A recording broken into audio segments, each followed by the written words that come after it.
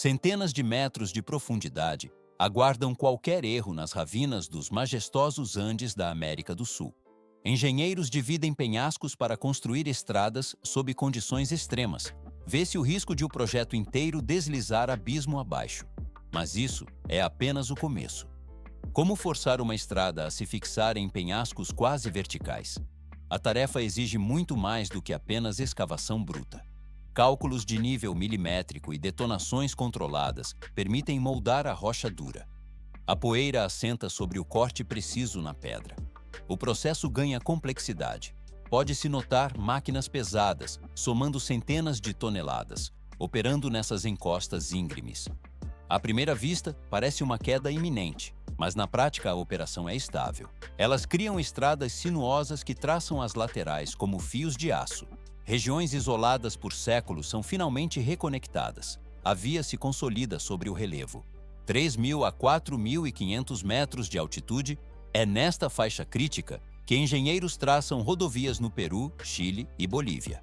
O ar rarefeito reduz a eficiência da mão de obra em 30 a 40% nessas elevações. Condições meteorológicas mudam de sol intenso para tempestades de neve em poucas horas. Por que mais de 6% do custo total desses projetos não é aplicado na superfície da estrada? Aparentemente, o asfalto seria a prioridade orçamentária em uma obra viária. Mas na prática, verbas massivas financiam a escavação de rochas, estabilização de encostas e prevenção de deslizamentos para garantir a base. Consequentemente, a construção se divide em duas etapas principais para vencer a geografia andina. A primeira segue o penhasco externo, cortando a via diretamente na rocha da montanha. Pode-se notar a fixação de âncoras e estruturas de retenção nas encostas verticais, mas isso é apenas o começo. À primeira vista, o corte na rocha parece a solução definitiva para o trajeto. Entretanto, quando o terreno se torna excessivamente íngreme ou instável, a tática muda radicalmente. A proteção contra quedas de rochas exige medidas mais complexas. O processo transita para uma engenharia subterrânea. Equipes iniciam a segunda fase, perfurando túneis através do maciço montanhoso.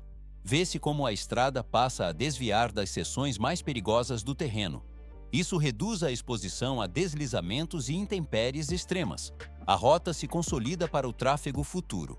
Zero alterações na paisagem existem antes que o primeiro marcador toque a rocha intocada da encosta. Por que a determinação precisa da linha central é o passo crítico inicial antes de qualquer máquina chegar. Para um observador externo, a marcação dos limites de construção diretamente na face da rocha parece apenas uma pintura geométrica simples. Mas, na prática, sem esse layout definindo os limites exatos, os explosivos poderiam comprometer a integridade estrutural de toda a montanha durante a detonação. Furos de perfuração são arranjados estritamente de acordo com esses planos pré-calculados pelos engenheiros. Cargas de explosivos são inseridas com cuidado em quantidades controladas para fraturar a rocha em seções específicas, garantindo que a estabilidade geral da encosta permaneça intacta após o eco de cada explosão. Assim que a rocha se solta e a poeira baixa, escavadeiras hidráulicas avançam para recolher e remover o solo e a pedra fragmentados. Mas isso é apenas o começo da transformação física do terreno. Pode-se notar como as escavadeiras limpam gradualmente a superfície de construção, carregando o material diretamente em caminhões de serviço pesado posicionados na borda da estrada. Esses caminhões operam continuamente ao longo de vias de acesso temporárias, transportando detritos para áreas de descarte designadas com antecedência. Em certas seções onde a topografia permite, tratores empurram o material diretamente para o rio ou em costas íngremes abaixo, aproveitando a gravidade. Vê-se a poeira subindo em nuvens, enquanto esse método encurta significativamente o tempo necessário para a limpeza do local em comparação ao transporte rodoviário. Tratores assumem então o papel de moldar a estrada, afastando o excesso de material e esculpindo a encosta na forma inicial do leito. À primeira vista, o ajuste da lâmina do trator parece uma manobra bruta de força, mas na prática, ela é constantemente refinada para atingir a inclinação e a elevação exatas exigidas pelo projeto. Isso cria uma superfície áspera, porém estável, para as operações subsequentes de engenharia. O ciclo de perfuração, detonação, escavação e terraplanagem se repete seção por seção até que uma via contínua ganhe forma. E isso ainda não é o limite da complexidade. Uma vez que a superfície do solo foi nivelada e estabilizada, agregados graduados ou pedra britada são entregues por caminhões e despejados em faixas longas. Pás carregadeiras movem-se para recolher e redistribuir o material uniformemente, preparando o solo para a próxima camada de construção estrutural. Motoniveladoras correm ao longo da rota, espalhando o material em leiras uniformes e ajustando a elevação com precisão milimétrica, de acordo com os perfis longitudinais e transversais. Quando a forma da estrada atende às especificações rigorosas, caminhões-pipa pulverizam toda a superfície para controlar a poeira e criar a umidade ideal. O processo está apenas ganhando velocidade nesta etapa. Rolos vibratórios ou de rodas de aço começam a compactar cada camada, movendo-se em múltiplas passagens sobrepostas para atingir a densidade especificada no projeto. Em seções curvas ou áreas perigosamente próximas à face do penhasco, motoniveladoras continuam a refinar as bordas da estrada e a inclinação transversal para garantir a drenagem adequada da água. Rolos compactadores percorrem a rota novamente em passagens múltiplas, compactando cada camada de material para criar um leito firme, estável e uniforme antes que a superfície final seja construída. Contudo, a maquinaria pesada tem seus limites físicos. Por essa razão, em seções estreitas perto da face da rocha, onde os rolos não conseguem acessar, trabalhadores usam compactadores manuais para densificar cada camada de material. Isso assegura uma compactação uniforme e previne o assentamento localizado do leito da estrada no futuro. Transição para o próximo nível de risco. Trabalhadores prendem-se com cintos de segurança e escalam cuidadosamente a face íngreme do penhasco para acessar a superfície da rocha diretamente acima da via. Lá, eles usam perfuratrizes pneumáticas para perfurar seções irregulares, quebrando blocos de rocha salientes para aplanar e estabilizar a encosta vertical. A câmera desliza ao longo da parede de pedra, onde esse trabalho é realizado ponto a ponto, com verificações contínuas na coesão da rocha circundante para evitar quedas repentinas. Durante toda a operação, todos os trabalhadores usam equipamento de proteção individual completo, incluindo capacetes, máscaras e luvas, para minimizar riscos no terreno extremamente perigoso. Posteriormente, toda a face do penhasco é coberta com uma malha de aço protetora que ajuda a segurar fragmentos soltos e reduz o risco de quedas na pista. Mas a etapa final de pavimentação traz novos desafios térmicos. Antes de colocar a camada principal de asfalto, aplica-se uma fina camada de asfalto líquido no leito da estrada para criar a ligação adequada entre as camadas estruturais. Esse revestimento é aquecido usando queimadores a gás, permitindo que o solvente evapore e ative as propriedades de ligação do material betuminoso. Durante a etapa de pavimentação, a vibroacabadora move-se lentamente ao longo da estrada, recebendo continuamente a mistura de asfalto quente de caminhões basculantes que alimentam diretamente o funil dianteiro.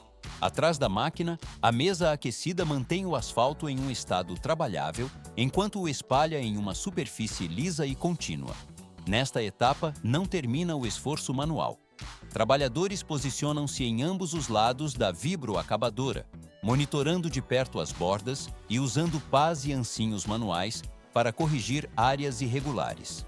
Calor e fumaça subindo do pavimento indicam que o asfalto permanece a uma temperatura muito alta, exigindo que toda a equipe trabalhe em coordenação estreita e com tempo preciso.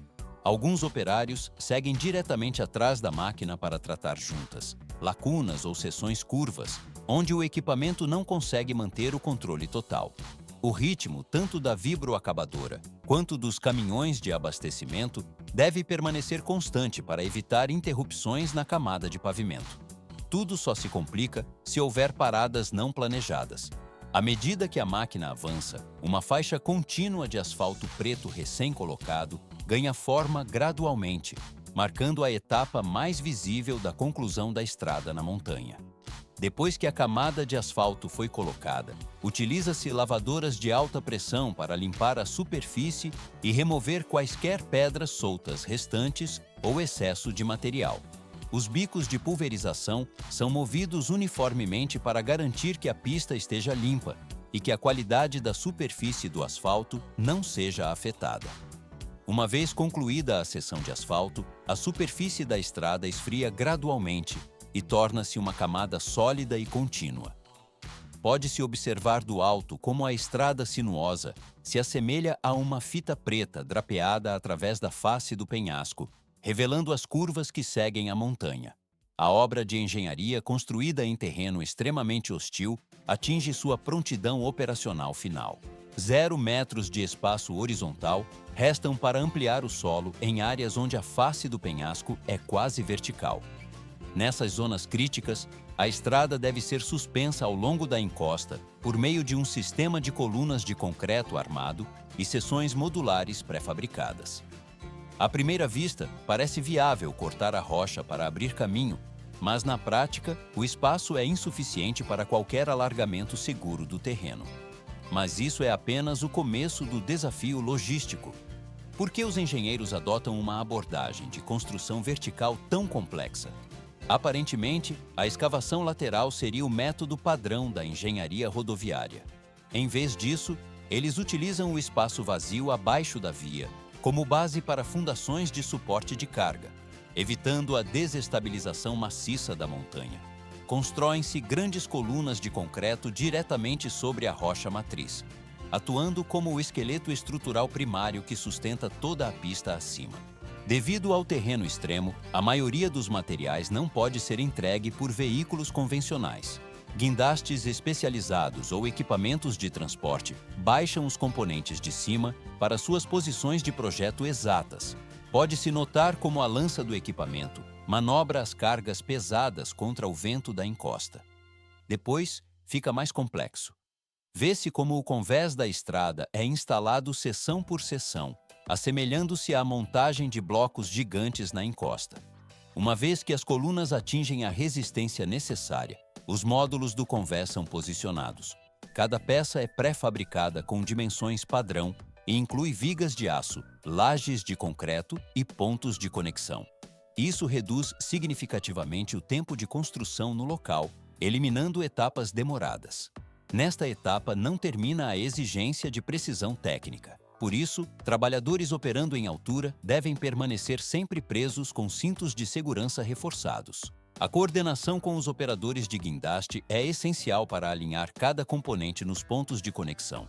À medida que os módulos são travados nas colunas, a estrutura forma gradualmente uma via contínua que segue os contornos da montanha. Finalmente, a superfície da estrada recebe o acabamento e instalam-se barreiras de segurança e sistemas de drenagem para garantir a durabilidade a longo prazo.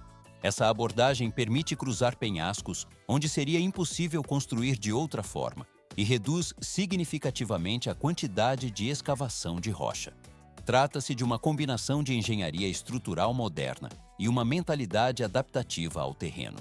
A infraestrutura de transporte passa a existir de forma sustentável no ambiente montanhoso. 4 a 6 metros de largura. Essa é a dimensão exata de cada poço vertical, perfurado a partir do interior da montanha em direção à superfície. Quando a construção de estradas em encostas ou sobre colunas de sustentação se torna inviável, a engenharia opta por atravessar o maciço rochoso com um sistema complexo de túneis. O projeto ganha seu primeiro fôlego através do sistema de ventilação, vital em profundidades de centenas de metros. Porque é necessário perfurar dezenas de poços verticais antes mesmo de finalizar o túnel principal? Aparentemente, a escavação horizontal deveria bastar para o acesso das equipes. Mas a profundidade gera calor extremo, poeira e pressão que tornariam o ar tóxico em questão de minutos, exigindo uma rede artificial para sustentar a vida no subsolo. Esses poços, que atingem até 200 metros de altura, trazem ar fresco e expulsam os gases de exaustão acumulados nas galerias. Sensores monitoram constantemente os níveis de oxigênio, a temperatura e a presença de gases tóxicos, coordenando potentes ventiladores a jato para manter o fluxo de ar estável. Pode-se notar que essas chaminés de ventilação são construídas usando a técnica de raise boring, onde a cabeça de perfuração é operada de dentro do túnel e empurrada para cima em direção à superfície com precisão quase absoluta. Uma vez concluída, toda a rede se torna os pulmões do projeto, permitindo que centenas de trabalhadores laborem por horas sob a montanha enquanto respiram o ar da superfície. Do lado de fora, o canteiro de obras permanece envolto em uma névoa de poeira, enquanto nas profundezas, uma máquina colossal é lentamente montada. A tuneladora, ou tatuzão, é um verdadeiro símbolo da era moderna da infraestrutura, mas posicionar esse gigante para sua primeira operação é um processo altamente complexo. Todo o sistema é entregue ao local por centenas de veículos de transporte especializados, cada um carregando módulos que pesam de dezenas a centenas de toneladas. A estrutura de suporte, a cabine de controle e os sistemas hidráulicos chegam separadamente para a montagem final. O componente mais pesado, a cabeça de corte, pesa mais de 1.500 toneladas e possui quase 15 metros de diâmetro. Túneis auxiliares são alargados e temporariamente reforçados com aço e concreto, projetado apenas para abrir espaço para esses componentes massivos. Mas isso é apenas o começo da complexidade logística. No espaço confinado, iluminado por centenas de lâmpadas industriais, os módulos são conectados e alinhados usando sensores a laser. À primeira vista, o acoplamento de peças tão grandes parece exigir apenas força bruta, mas na prática, a margem de tolerância não passa de 5 milímetros. Potentes macacos hidráulicos levantam a cabeça de corte para a posição correta, ligando-a passo a passo às seções do corpo e da cauda, seguindo uma sequência predeterminada. Uma vez totalmente montada, a tuneladora se estende por quase 100 metros de comprimento, o equivalente a um prédio de 30 andares, deitado de lado. Milhares de peças mecânicas se encaixam perfeitamente, formando um gigante de aço unificado, pronto para perfurar o coração sólido da montanha. Da cabine de controle central, os sistemas elétricos, hidráulicos e pneumáticos ganham vida em uníssono. Em um instante, a montanha treme levemente quando a máquina começa a se mover. Pesando mais de 3.000 toneladas, o equipamento avança de forma lenta, porém poderosa, com milhares de componentes trabalhando em perfeita harmonia. Nesta etapa, a cabeça de corte já está enterrada profundamente na rocha, enquanto a seção traseira ainda está sendo montada na câmara de lançamento. O processo exige uma coordenação precisa entre os sistemas de energia, água, ar e as esteiras transportadoras que devem funcionar sem interrupção. Depois fica mais complexo, pois a resistência da rocha aumenta.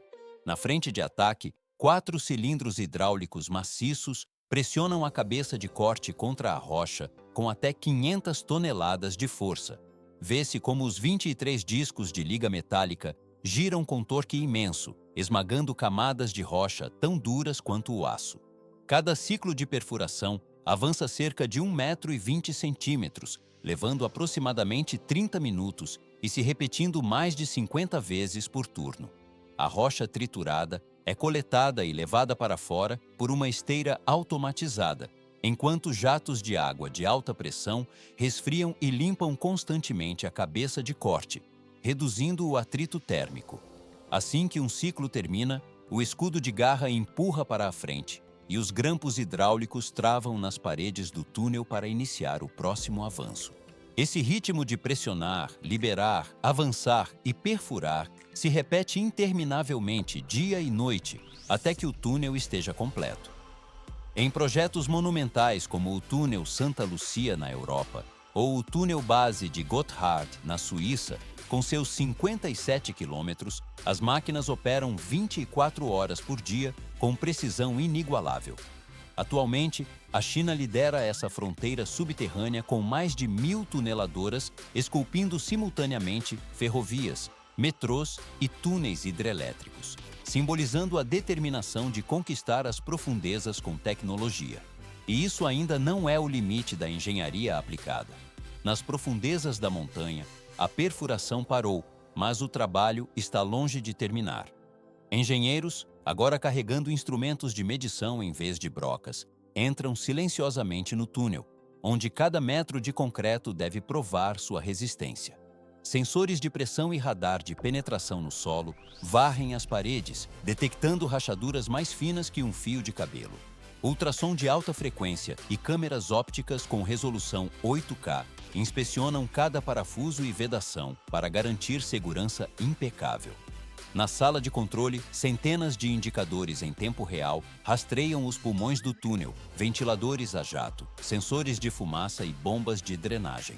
Um sistema de energia de reserva de 10 megawatts permanece pronto para atuar, testado sob rigorosos padrões como a norma NFPA 502 e a norma europeia EN 50545. A leitura e a vibração são registradas e analisadas até que a perfeição estrutural seja alcançada. Apenas então a estrutura é declarada pronta, permitindo que o túnel cumpra sua função definitiva de conectar pontos antes isolados. Milhares de toneladas de concreto formam a estrutura viária suspensa sobre o abismo. Por que foi necessário combinar fixação em rocha, pilares e túneis neste trajeto?